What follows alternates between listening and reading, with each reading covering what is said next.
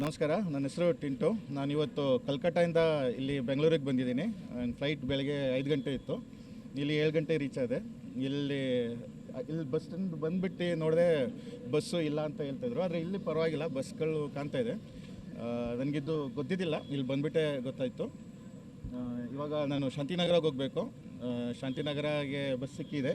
ಬೆಳಗ್ಗೆ ಇವಾಗ ಬಸ್ಗಳು ಕಾಣ್ತಾ ಇದೆ. ಆಮೇಲೆ ಏನಾಗುತ್ತೆ ಅಂತ ಗೊತ್ತಿಲ್ಲ, ನೋಡಬೇಕು. ಏರ್ಪೋರ್ಟ್ನಲ್ಲಿ ನಿಮ್ಗೆ ಯಾವ ರೀತಿ ಸಮಸ್ಯೆ ಆಗಿಲ್ಲ? ಇಲ್ಲ, ಏರ್ಪೋರ್ಟಲ್ಲಿ ಏನೂ ಸಮಸ್ಯೆ ಆಗಿಲ್ಲ. ಮುಷ್ಕರದ ಗೊತ್ತಿತ್ತಾ ನಿಮಗೆ? ನಂಗೆ ಗೊತ್ತಿದ್ದಿಲ್ಲ, ಇಲ್ಲಿ ಬಂದುಬಿಟ್ಟೆ ಗೊತ್ತಾಗಿತ್ತು. ನನ್ನ ಹೆಸರು ಟಿಂಟು ಅಂತ. ಏನಣ್ಣ ಮಾಡೋದು, ಯಾವುದಿದು ನಿನ್ನೆ ಸರ್ಕಾರ ಇದಕ್ಕೆ ಸ್ಪಂದಿಸಲಿಲ್ಲ. ಈ ಸದ್ಯಕ್ಕೆ ನಮ್ಮವರೆಲ್ಲ ಒಗ್ಗಟ್ಟಾಗೆ ಮಾಡೋಕ್ಕೆ ರೆಡಿ ಆಗಿದ್ದಾರೆ ಸ್ಟ್ರೈಕ್ನ. ಬಟ್ ನಾವು ಆಲ್ರೆಡಿ ಡ್ಯೂಟಿಲಿದ್ದೀವಿ. ನಮ್ಮ ಪರಿಸ್ಥಿತಿ ಈಗ ಡ್ಯೂಟಿ ಮುಗಿಬೇಕು, ಹೋಗ್ತೀವಿ. ನಾವು ಕೂಡ ಬೆಂಬಲ ಕೊಡ್ತೀವಿ. ಅಂದರೆ ಪ್ರತಿಭಟನೆ ನಿಮ್ಮ ಬೆಂಬಲ ಏನಣ್ಣ ಮಾಡೋದು, ನಮಗೂ ಹೊಟ್ಟೆ ಪಾಡೋಣ. ನಾವು ಮನುಷ್ಯರೇ, ನಾವು ಕೂಡ ಮನುಷ್ಯರೇ. ಎಲ್ಲ ಬೆಲೆಗಳು ಏರಿದ್ದಾವೆ.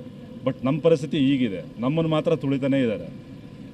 ಹಾಗಾಗಿ ನಾವು ಕೂಡ ಸುಮಾರು ವರ್ಷಗಳಿಂದ ಹೌದು ಸರ್, ಏನು ಸರ್ ಮಾಡೋದು, ಏನು ಸರ್ ಮಾಡೋದು. ಸರ್ಕಾರ ಇದುವರೆಗೂ ಯಾವುದೇ ರೀತಿಯಾದಂಥ ಒಂದು ಕ್ರಮ ವಹಿಸ್ತಿಲ್ಲ. ತಾವೇನು ಹೇಳ್ತೀವಿ? ಏನು ಹೇಳೋಣ, ಎಲ್ಲ ಗೊತ್ತು, ನಿಮಗೆ ನೋಡ್ತಾನೆ ಇದ್ದೀರಲ್ವಾ.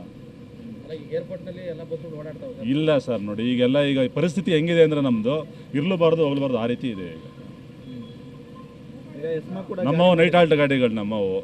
ನಾವು ಕೂಡ ಡಿಪೋ ಹೋಗ್ತೀವಿ ಸರ್. ನಾವು ಈಗ ಎಸ್ಮಾ ಕೂಡ ಜಾರಿ ಮಾಡಿದೆ, ಅಂದರೆ ಕಡ್ಡಾಯವಾಗಿ ಬರಲೇಬೇಕು ಅನ್ನೋದು. ಕಡ್ಡಾಯವಾಗಿ ಬರಲೇಬೇಕು ಅಂದ್ರೆ ಏನು ಸರ್, ನಮ್ಮ ಹಕ್ಕನ್ನು ನಾವು ಕೇಳಿದ್ರೆ ನಮ್ಮನ್ನು ಇದು ಮಾಡ್ತಾರೆ ಅಂದ್ರೆ ಏನು ಸರ್ ಮಾಡೋದು. 2022ಗೆ ಎಲ್ಲ ವೇತನ ಪರಿಷ್ಕರಣೆ ಆಗುತ್ತೆ ಅಂತ ಹೇಳಿರುವಂಥದ್ದು. ಏನೋ ಸರ್, ಎಲ್ಲ ದೊಡ್ಡವ್ರು ನಿರ್ಧಾರ ತಗೋತಾರೆ, ಅದ್ರ ಪ್ರಕಾರ ಮಾಡಿ. 14 ತಿಂಗಳ ವೇತನವನ್ನು ಕೊಡ್ತೀವಿ ಅಂತ ಹೇಳಿದ್ರೆ ಇದಕ್ಕೆ ಸಹಮತ ಇದೆಯಾ ಸರ್? ಹೌದು ಸರ್, ಎಲ್ಲ ಇದ್ದಂಗೆ ಇದೆ ಸರ್.